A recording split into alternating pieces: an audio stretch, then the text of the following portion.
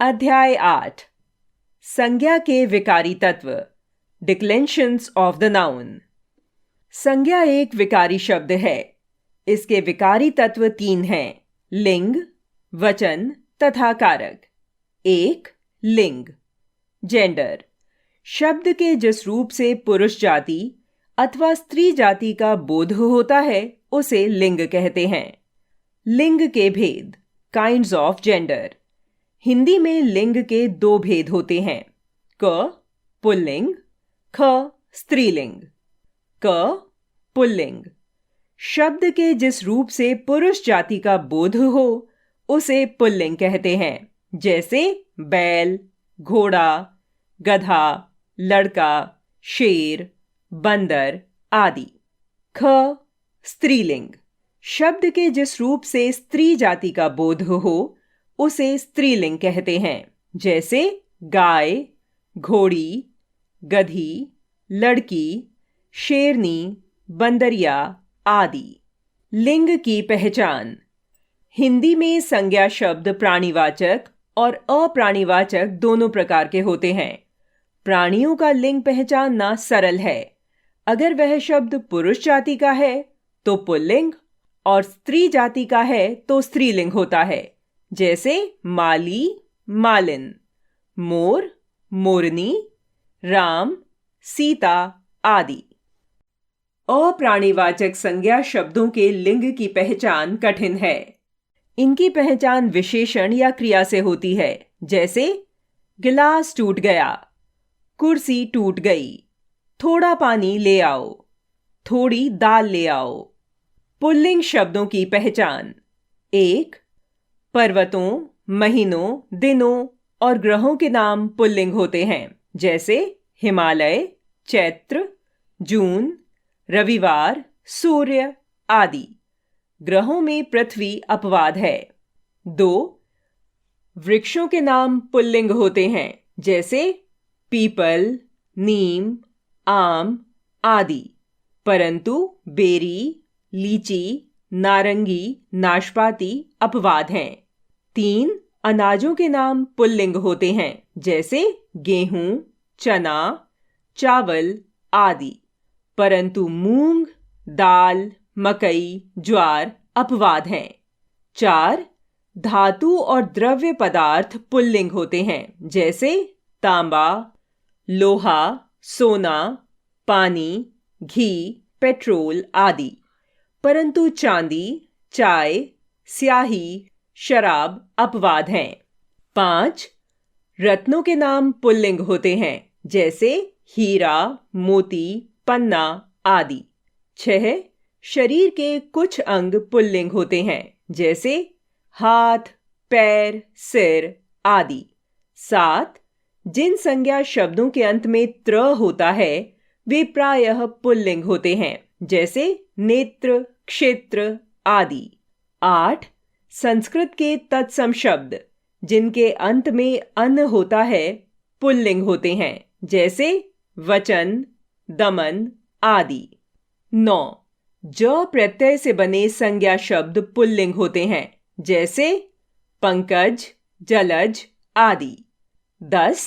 जिन संज्ञा शब्दों के अंत में आ, आव, पा, पन, क, त्व, आवा अथवा औड़ा हो वे पुल्लिंग होते हैं, जैसे छाता, बहाव, बुढ़ापा, बचपन, गायक, देवत्व, बुलावा, पकौड़ा, मोटा, छिपाव, मोटापा, लड़कपन, नायक, स्त्रीत्व, चढ़ावा, हथौड़ा आदि।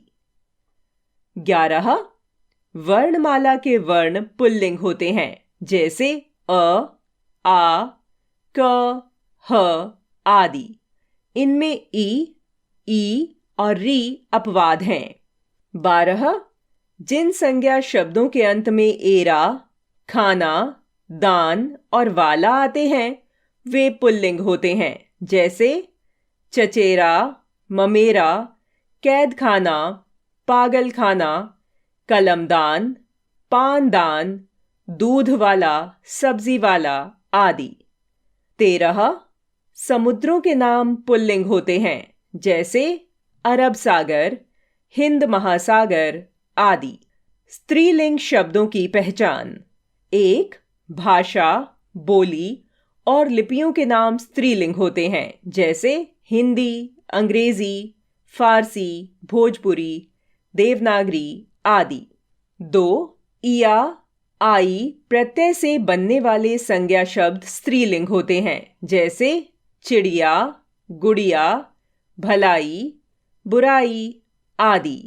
3 इकारांत संज्ञा शब्द स्त्रीलिंग होते हैं, जैसे नदी, टोपी, चोटी आदि। घी, मोती आदि अपवाद हैं। 4 नदियों, खाड़ियों और पहाड़ियों के नाम स्त्रीलिंग होते हैं, जैसे गंगा, यमुना, गोदावरी, बंगाल की खाड़ी, अरावली आदि। 5 तिथियों के नाम स्त्रीलिंग होते हैं, जैसे एकादशी, पूर्णिमा, अमावस्या आदि। 6 नक्षत्रों के नाम स्त्रीलिंग होते हैं, जैसे भरणी, कृतिका, रोहिणी आदि, परंतु अभिजीत, पुष्य अपवाद हैं। 7 ट, वट, हट तथा ता प्रत्यय से बनने वाले संज्ञा शब्द स्त्रीलिंग होते हैं, जैसे कूट, लूट, बनावट, सजावट, मधुरता, कड़वाहट, सज्जनता आदि। 8 शरीर के कुछ अंग स्त्रीलिंग होते हैं, जैसे गर्दन, पलक, नाक, आंख, जीभ आदि। 9 उकारांत तत्सम संज्ञा शब्द स्त्रीलिंग होते हैं, जैसे वायु, आयु, ऋतु आदि। 10 इमा प्रत्यय से बनने वाले संज्ञा शब्द स्त्रीलिंग होते हैं, जैसे कालिमा, लालिमा आदि। 11 भोजन मसालों के नाम स्त्रीलिंग होते हैं, जैसे रोटी, सब्जी, पूरी, जलेबी, हल्दी, मिर्ची, परंतु गरम मसाला, नमक, केसर अपवाद हैं। नित्य पुल्लिंग शब्द। उल्लू, कछुआ, खरगोश, गरुड़, चीता, तोता, भालू, भेड़िया, मच्छर, बाज, खटमल, बिच्छू इनका स्त्रीलिंग बनाने के लिए मादा शब्द जोड़ते हैं, जैसे मादा उल्लू, मादा कछुआ आदि। इन्हें नित्य पुल्लिंग भी कहते हैं। नित्य स्त्रीलिंग शब्द। कोयल, गिलहरी, छिपकली, तितली, मछली, मैना, मक्खी, चील, मकड़ी, चिड़िया। चींटी के पुल्लिंग बनाने के लिए नर शब्द जोड़ते हैं, जैसे नर कोयल, नर गिलहरी आदि। इन्हें नित्य स्त्रीलिंग भी कहते हैं। याद रखिए, कुछ पुल्लिंग और स्त्रीलिंग शब्द बड़े और छोटे का बोध भी कराते हैं, जैसे पहाड़, पहाड़ी, नाला, नाली, लोटा, लुटिया इत्यादि। पद नाम सदैव पुल्लिंग होते हैं, चाहे उन पदों पर बैठा व्यक्ति स्त्री हो या पुरुष, जैसे राष्ट्रपति, प्रधानमंत्री, डॉक्टर, अधिवक्ता इत्यादि। स्त्री और पुरुष दोनों के लिए प्रयुक्त होने के कारण इन्हें उभयलिंगी शब्द भी कहते हैं।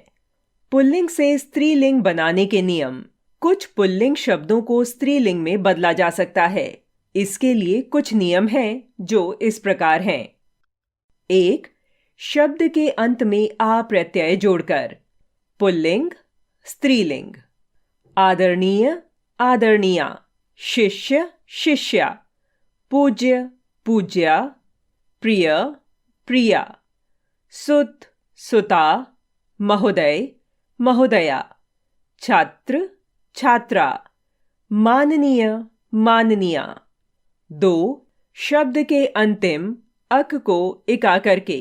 बालक, बालिका, अध्यापक, अध्यापिका, लेखक, लेखिका, धावक, धाविका, नायक, नायिका, गायक, गायिका, सेवक, सेविका, संचालक, संचालिका। 3 शब्द के अंतिम अ अथवा आ को ई में बदलकर। पुत्र, पुत्री, देव, देवी, बेटा, बेटी, नाना, नानी, बच्चा, बच्ची, लड़का, लड़की, बकरा, बकरी, घोड़ा, घोड़ी।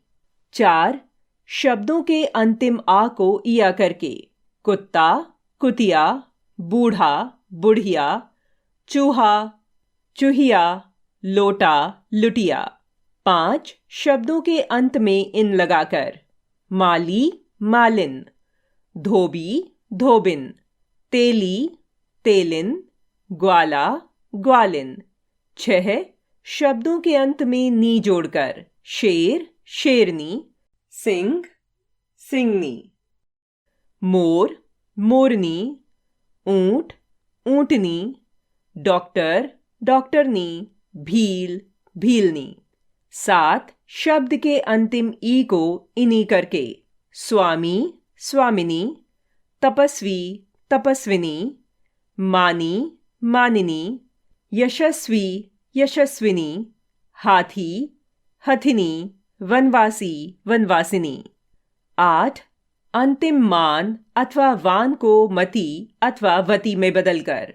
श्रीमान, श्रीमती, गुणवान, गुणवती, बुद्धिमान, बुद्धिमती, शीलवान, शीलवती। 9 शब्दों के अंतिम ता को त्री करके। नेता, नेत्री, कर्ता, कर्त्री, निर्माता, निर्मात्री, अभिनेता, अभिनेत्री। 10 पूर्ण रूप से परिवर्तित होने वाले। आदमी, औरत, पुरुष, स्त्री, पति, पत्नी, वर, वधू, राजा, रानी, सम्राट, सम्राज्ञी, विधुर, विधवा, वीर, वीरांगना, विद्वान, विदुषी, कवि, कवियत्री, बैल, गाय, पिता, माता, भाई, बहन, भाभी, बिलाव, बिल्ली। आओ दोहराएं। पुरुष तथा स्त्री जाति का बोध लिंग से होता है। हिंदी में लिंग के 2 भेद होते हैं, पुल्लिंग तथा स्त्रीलिंग। 2 वचन, नंबर। संज्ञा अथवा सर्वनाम का वह रूप जो हमें किसी भी वस्तु या प्राणी के एक या एक से अधिक होने का बोध कराता है, वचन कहलाता है। जैसे 1 लड़का किताब पढ़ रहा है, 2 लड़की खेल रही है, 3 बच्चे लड़ रहे हैं, 4 गायें घास खा रही हैं। उपर्युक्त वाक्य 1 तथा 2 में लड़का तथा लड़की शब्दों से उनके एक होने का बोध हो रहा है, अतः ये दोनों एक वचन हैं।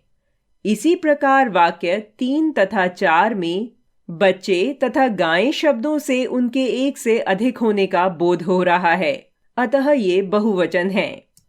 वचन के भेद, काइंड्स ऑफ नंबर। हिंदी भाषा में वचन 2 प्रकार के होते हैं। 1 एक वचन, 2 बहुवचन, 1 एक वचन। संज्ञा या सर्वनाम का वह रूप जिससे उसके संख्या में एक होने का बोध हो, वह एक वचन कहलाता है।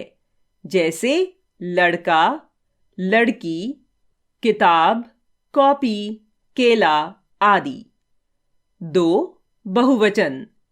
संज्ञा या सर्वनाम के जिस रूप से उसके एक से अधिक होने का बोध हो, वह बहुवचन कहलाता है। जैसे लड़के, लड़कियां, नदियां, किताबें, कलमें, दुकानें, खिलौने आदि। साधारण रूप से एक वस्तु के लिए एक वचन तथा एक से अधिक वस्तुओं के लिए बहुवचन का प्रयोग किया जाता है, लेकिन हिंदी भाषा में अपने से बड़ों तथा आदरणीय लोगों के लिए एक वचन के स्थान पर बहुवचन का प्रयोग किया जाता है। जैसे 1 गुरुजी दिल्ली गए हैं, 2 पिताजी दफ्तर गए हैं, कभी कभी कुछ लोग अपना बड़प्पन दिखाने के लिए मैं के स्थान पर हम का प्रयोग करते हैं। जैसे 1. हमें शहर जाना है। 2. हम कल आगरा गए थे। याद रखिए, कुछ पुल्लिंग शब्दों को बहुवचन में नहीं बदला जा सकता, जैसे पिताजी, मामा, चाचा, नाना, भारत, चीन आदि। अधिकांश अकारांत, इकारांत तथा उकारांत पुल्लिंग शब्द एक वचन तथा बहुवचन दोनों ही वचनों में समान रूप से प्रयुक्त होते हैं, जैसे बालक, गायक, ऋषि, पक्षी, शिशु आदि। जैसे 1. बालक पढ़ता है, एक वचन, बालक पढ़ते हैं, बहुवचन। 2. शिशु सो रहा है, एक वचन, शिशु सो रहे हैं, बहुवचन। 3. पक्षी उड़ता है, एक वचन, पक्षी उड़ते हैं, बहुवचन।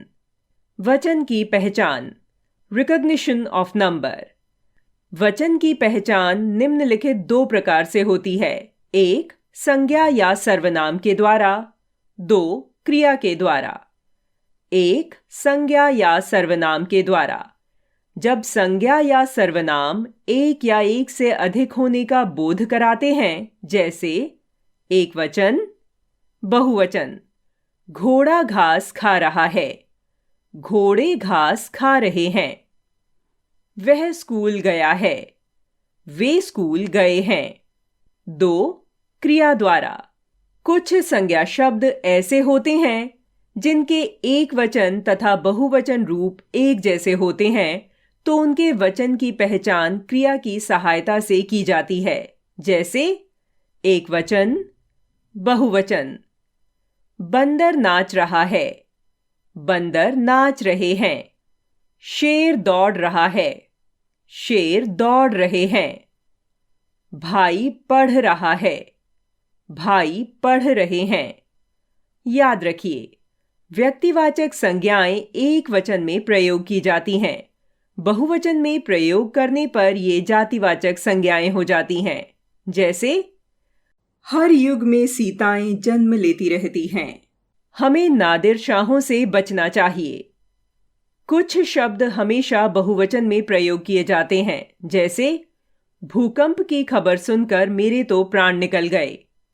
नितिन के बाल सफेद हो गए हैं। मैंने अपने हस्ताक्षर कर दिए।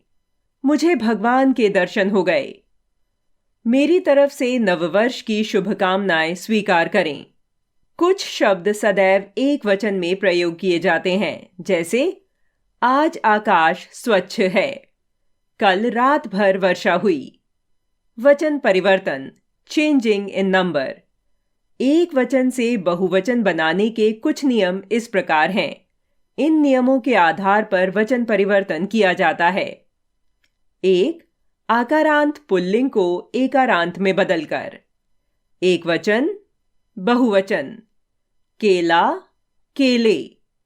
कपड़ा, कपड़े। गधा, गधे। कुत्ता, कुत्ते। घोड़ा, घोड़े।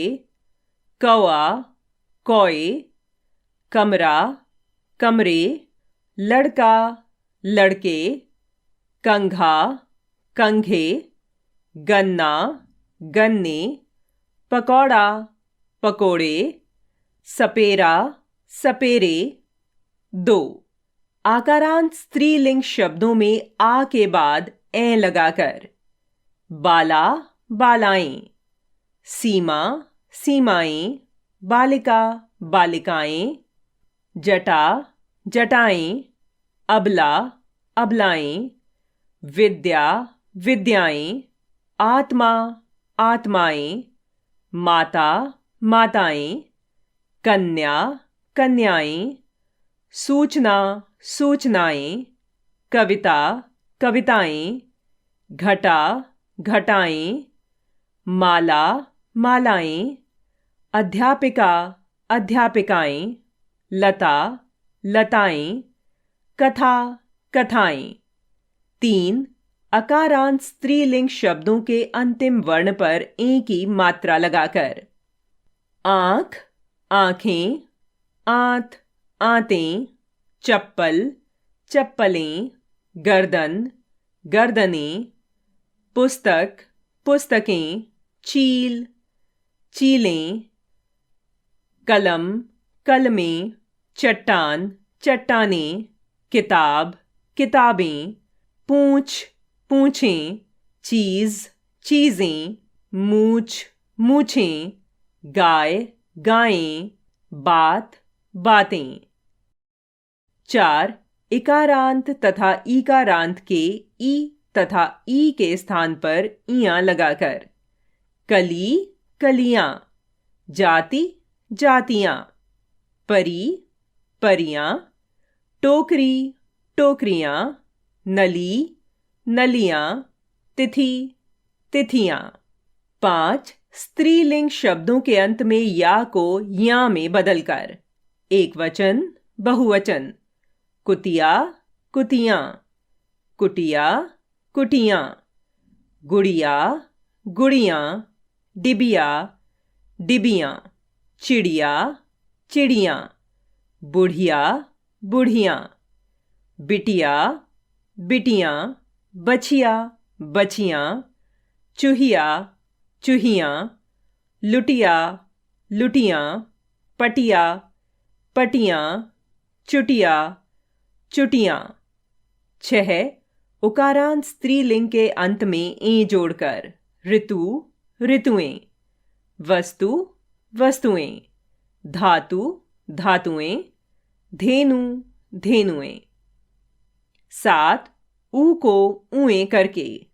जू, जुएं, बहु, बहुएं, लू, लुएं, वधू, वधुएं। याद रखिए, जिन शब्दों के अंत में जाति, सेना या दल शब्द प्रयुक्त होते हैं उनका प्रयोग एक वचन में ही होता है, जैसे वानर जाति, राक्षस जाति, टिड्डी दल, वानर सेना आदि। असीमित संख्या को प्रकट करने के लिए जन, गण, वृंद, वर्ग, लोग आदि शब्द जोड़कर बहुवचन बनाते हैं, जैसे बंधु, बंधुजन, पक्षी, पक्षीवृंद, कवि, कविगण, गुरु, गुरुजन, मित्र, मित्रगण, श्रोता, श्रोतागण। आओ दोहराएं। एक अनेक का बोध कराने वाले शब्द के रूप को वचन कहते हैं। हिंदी में वचन के दो भेद होते हैं, एक वचन तथा बहुवचन। सम्मान देने के लिए एक वचन के स्थान पर बहुवचन का प्रयोग किया जाता है। 3. कारक, केस। निम्नलिखित वाक्यों को ध्यानपूर्वक पढ़िए। जंगल में शिकारी ने शेर को बाण से मार दिया। उपर्युक्त वाक्यों में, ने, को, से ऐसे विशेष चिन्ह हैं जो वाक्यों में आए संज्ञा शब्दों का संबंध क्रिया से बता रहे हैं। शब्दों का क्रिया से यह संबंध कारक कहलाता है। इस प्रकार हम कह सकते हैं, शब्दों के जिस रूप से उनका संबंध वाक्य के अन्य शब्दों, विशेषकर क्रिया से प्रकट होता है, उसे कारक कहते हैं। क्रिया से संबंध बताने के लिए संज्ञा या सर्वनाम के आगे जो चिन्ह लगाए जाते हैं उन्हें विभक्ति या कारक चिन्ह भी कहा जाता है, जैसे ने, को, से, के लिए आदि। कारक के भेद, काइंड्स ऑफ केस। हिंदी भाषा में कारक निम्नलिखित 8 प्रकार के होते हैं।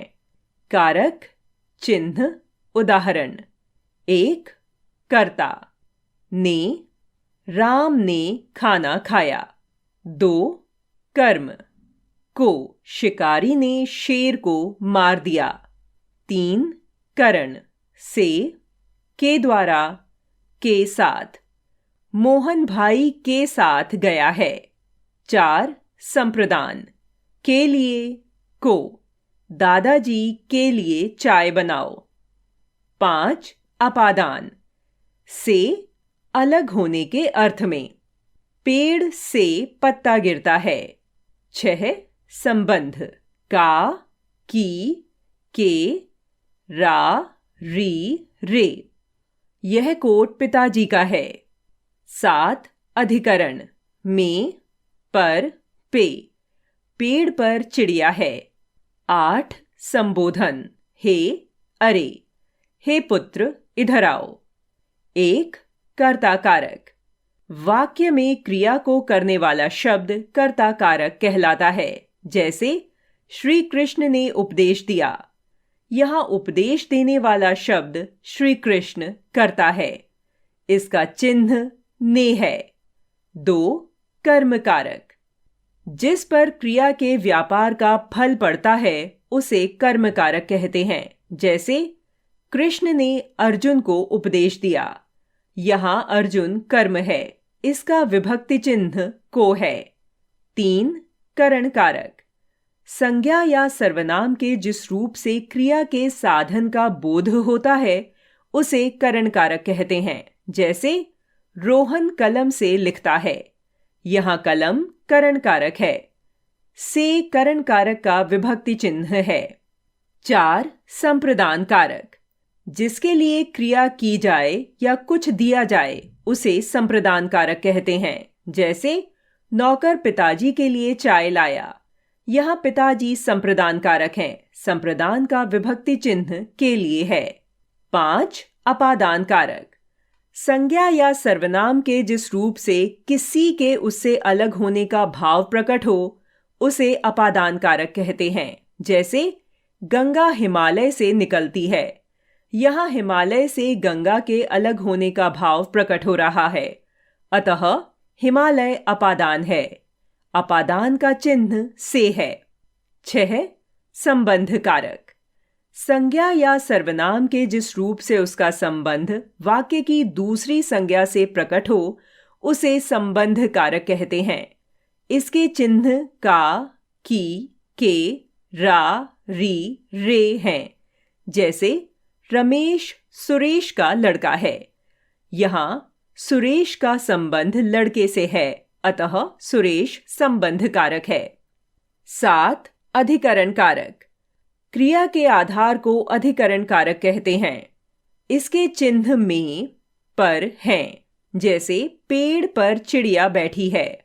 यहाँ पेड़ बैठना क्रिया का आधार है, अतः पेड़ अधिकरण कारक है।